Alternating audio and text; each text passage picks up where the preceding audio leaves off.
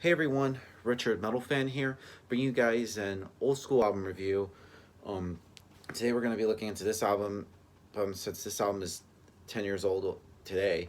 And as you can see, well, to that old, today we're going to be looking into Killswitch Engage by Killswitch Engage. This is the band's fifth album released on June 30th, 2009 through Roadrunner Records. Now, this is of course the band's second self-titled album, but I personally would just want to call it Killswitch Engage 2. Now this of course follows up their 2006 album As Daylight Dies, which I thought was a really great album, probably like my second or third favorite album from them. But and after and that album had like a lot of success, and that was around the time when I first heard of Killswitch, and that pretty much what made me become a fan of the band.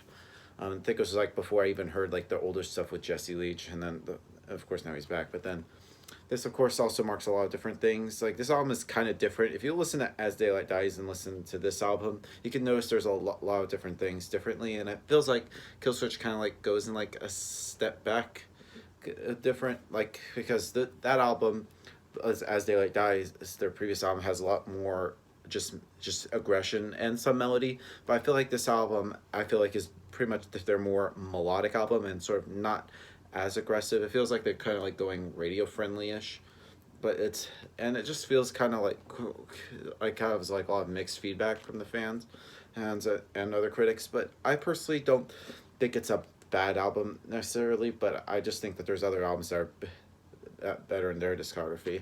One thing to note about is their is the vocal goals. I mean, Howard Jones. Sadly, this is the last album that he does with the band.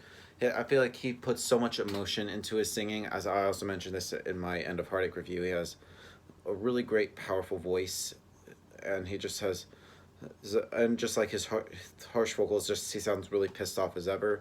The guitar work is kind of different compared to other albums from, of course, Adam D and Joel. Like I feel like the leads and stuff almost kind of remind you a little bit of like Iron Maiden a bit.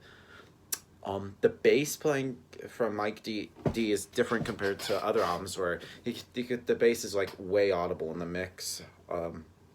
And just the drumming, of course, Justin Foley can do no wrong on the drums.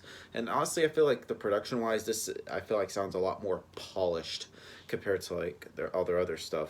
So yeah, without further ado, let's dive into this track by track. Now, starting off the album is Never Again, which the first riff highlights almost kind of like what the problem it has in the band. This is also kind of like their sort of like the disinterest between Howard and the other guys, and I don't know. It just feels like nothing they do is now is inspiring his followers. It sounds as fresh as they did when they sort of like broke out. And the classic Killswitch formula is present. The muscular riffs and pounding rhythms drive the song under Howard's multi-faceted vocals approach. And nothing is wrong with this approach, but it feels like it's too familiar.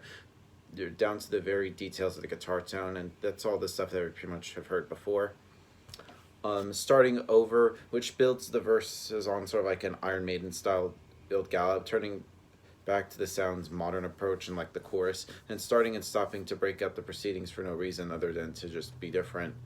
Um, the Forgotten, which is an aggressive metal anthem filled with tempo changes and transitioning between like screaming and singing. Hell, sometimes it even manages to sound kind of jazzy, which is weird, but it's a terrific example of how the band experimented with their sound a bit more this time around, and one of the best highlights on here.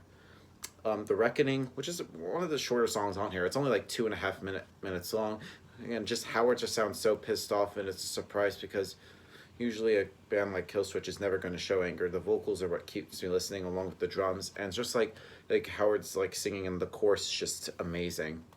Um, the Return, which is one of those lighter tracks featuring some strong instrumentals, almost nothing but singing. It is a catchy, almost kind of like poppy chorus, but I think it's a great song compared with like past metal ballads that they've done, such as those like Arms of Sorrow and End of Heartache, which are great songs, by the way. Um, a Light in the Darkened World, which I thought was not, it's okay, but not really their best.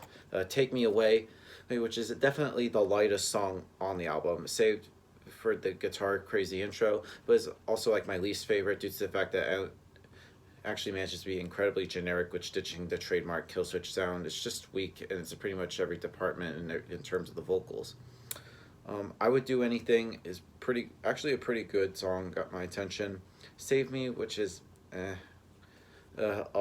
Lost, which the guitar doesn't even seem like something you would even expect on here. It kind of seems like they're going for an alternative sound on the record, and the drumming is what really shouted metal for me, though. It's slow yet incredibly driving, and is one of Howard's most passionate performances to date. He sings about being lost now that the one that he loved now is pretty much all gone.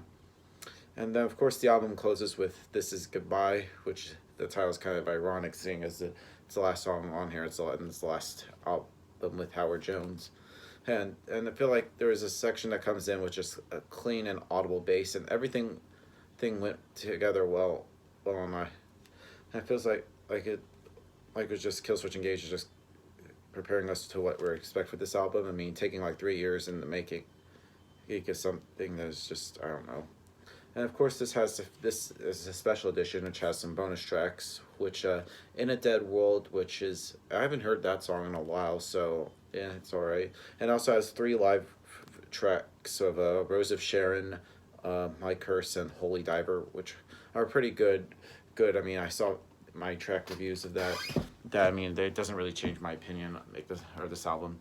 Now, overall, Killswitch Engage 2, who is it's a different album. Like, it's feel like we're experimenting. They're more lighter, more melodic album. It's sort of like different from all their other stuff. But yeah, if I were to give this album a score, I'm gonna give this a solid 7 out of 10. So yeah, that's my review of the album, guys. Let me know in the comments what you guys think about it, and I'll see you all in the next video. And as always, keep it metal.